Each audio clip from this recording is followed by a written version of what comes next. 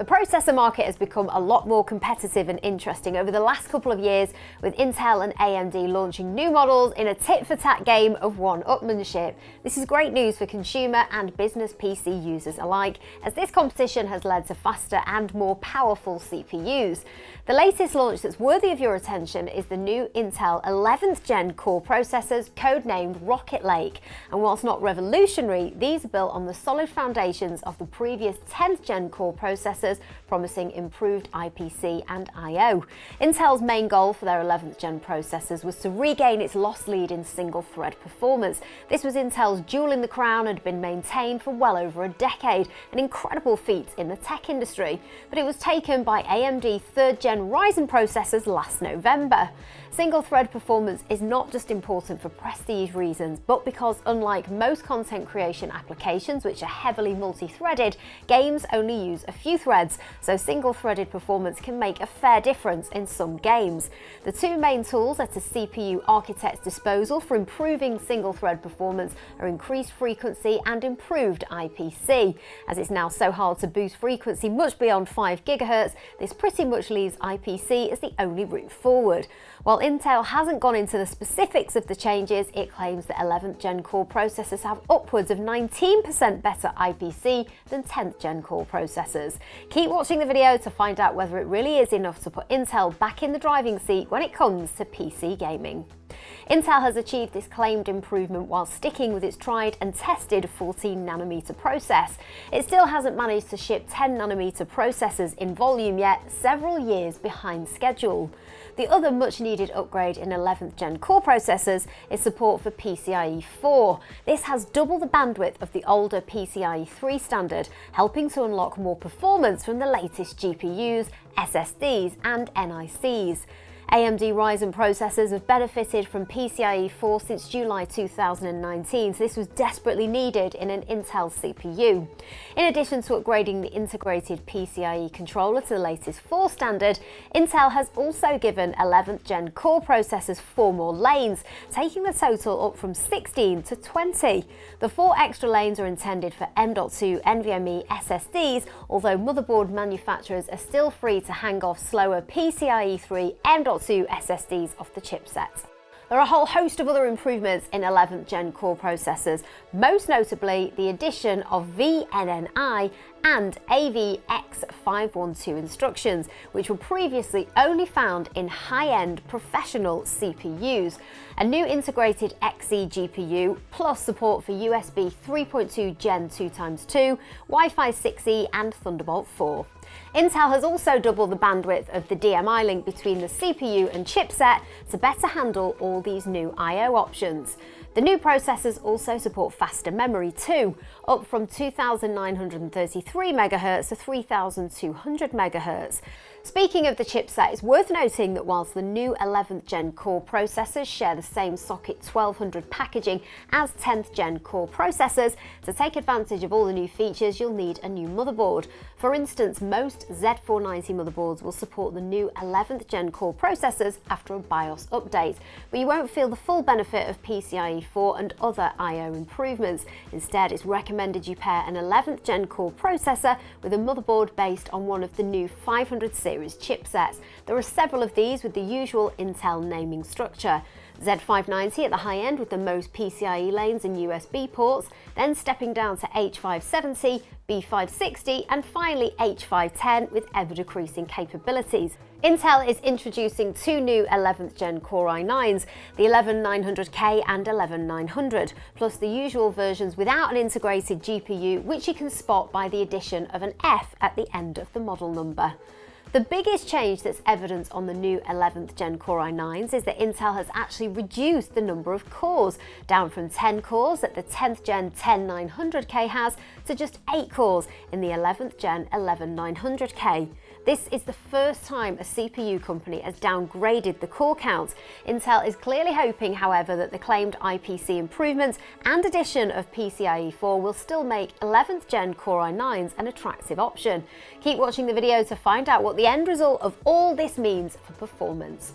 What's immediately obvious from the specs is that the loss of 2 cores does mean that the only difference between 11th Gen Core i9s and Core i7s is clock speed, not just in the base frequency but also a new turbo mode technology that Intel calls thermal velocity boost. This increases the single core frequency up to 5.3 GHz and the all-core frequency up to 4.8 GHz when the CPU temperature is below 70 C. In contrast, 11th Gen Core i7s lack thermal velocity boost, so they cannot turbo as high. The changes between 11th and 10th Gen Core i7 processors is less pronounced. Once again, there are 2 main models, each of which also has an F version without an integrated GPU. The number of cores and threads remains unchanged at 8 and 16 respectively. Interestingly, clock speeds are slightly down gen on gen, although we'd expect the performance loss from this to be made up by the claimed 19% IPC improvement, PCIe 4 and faster memory. There's also a new range of 11th Gen Core i5s, one for every equivalent 10th Gen Core i5, with a smattering of F models without an integrated GPU thrown in for good measure. We put the leading Intel 11th Gen Core and 10th Gen Core and comparable AMD Ryzen CPUs through their paces. To make the comparison as fair as possible, all the systems were tested in a very similar configuration with the same cooler, graphics card and same amount of RAM. All the testing was conducted in Windows 10 Home with the latest drivers and BIOSes. Cinebench R20 is based on the popular modelling, animation and rendering application Cinema 4D, and this test renders a complex scene on a single thread. Now, whilst you'd never deliberately choose to only render on a single thread, this is an interesting test as it reveals the single core performance difference between the various CPU architectures. What's really noticeable here is the massive 25% speed up from the 10900K to the 11900K, which exceeds Intel's claims about single thread performance, and it's a sign of great things to come. For instance, this score was enough to put Intel back at the top of the Cinebench leaderboard, although it's a Pyrrhic victory really, as there's no perceivable performance difference between flagship Intel and AMD processors.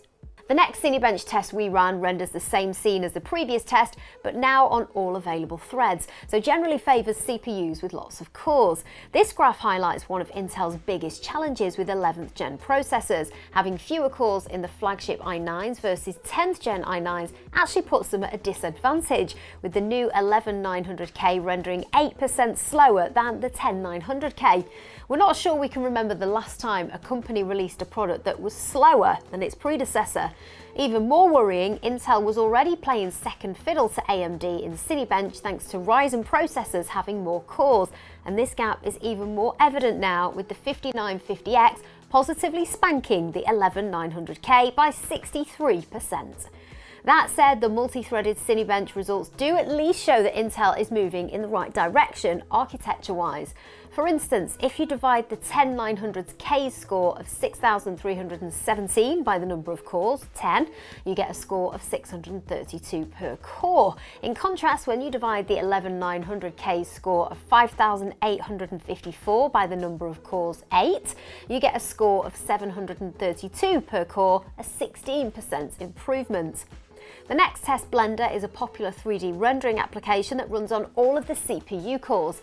This graph shows the number of seconds taken to render the scene, so a smaller number means faster rendering. As such, it's no surprise to see the Ryzen 9 CPUs continue to dominate the graph as Intel has cut the number of cores in 11th Gen Core i9s. These results confirm what we saw in Cinebench R20. Ryzen 9 really is the way to go for CPU rendering.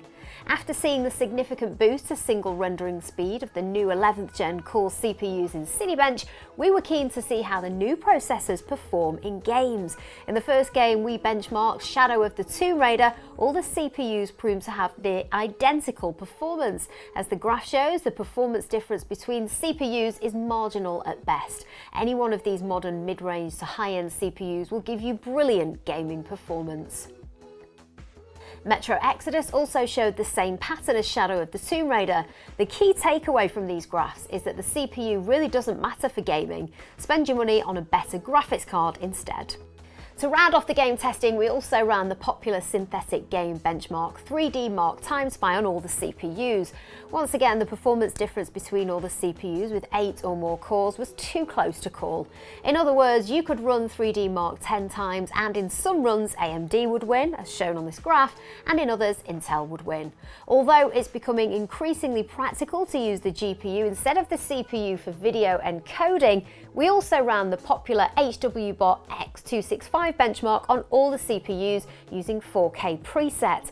The benchmark reports the average encoding frame rate, so a higher number means faster encoding. As with the multi-threaded Cinebench test, the top of the graph is dominated by AMD Ryzen 9 processors, and thanks to Intel's decision to cut the number of cores in Core i9 processors, the 10th gen models are actually faster than the 11th gens. Curious times indeed in the processor market.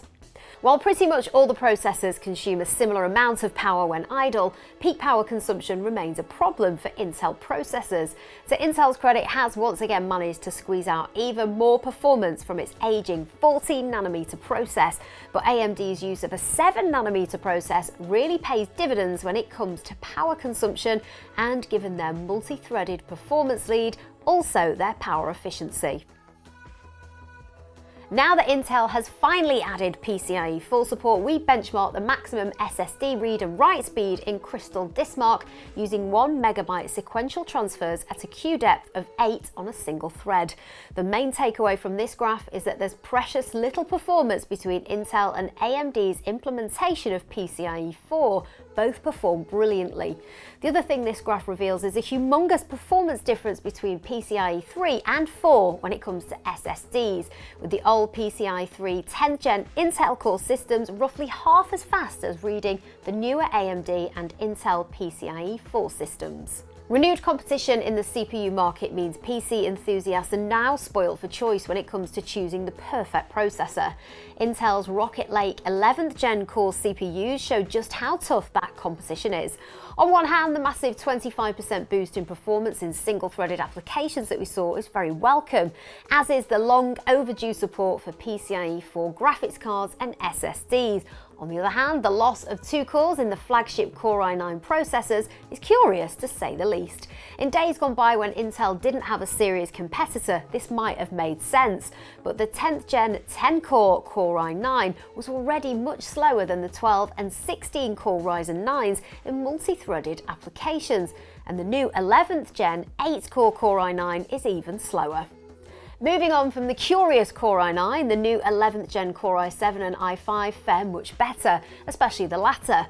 Pair the latter with an affordable H510 motherboard and you'll end up with a very compelling alternative to Ryzen 5 for gaming and home use. So why not tell us what you think of the new 11th gen Intel Core processors in the comments section, and which CPU tickles your fancy, if any. The new processors and associated motherboards, RAM and coolers are available to order at scan.co.uk. Alternatively, our award-winning 3XS Systems team can build you an awesome new Intel-powered PC.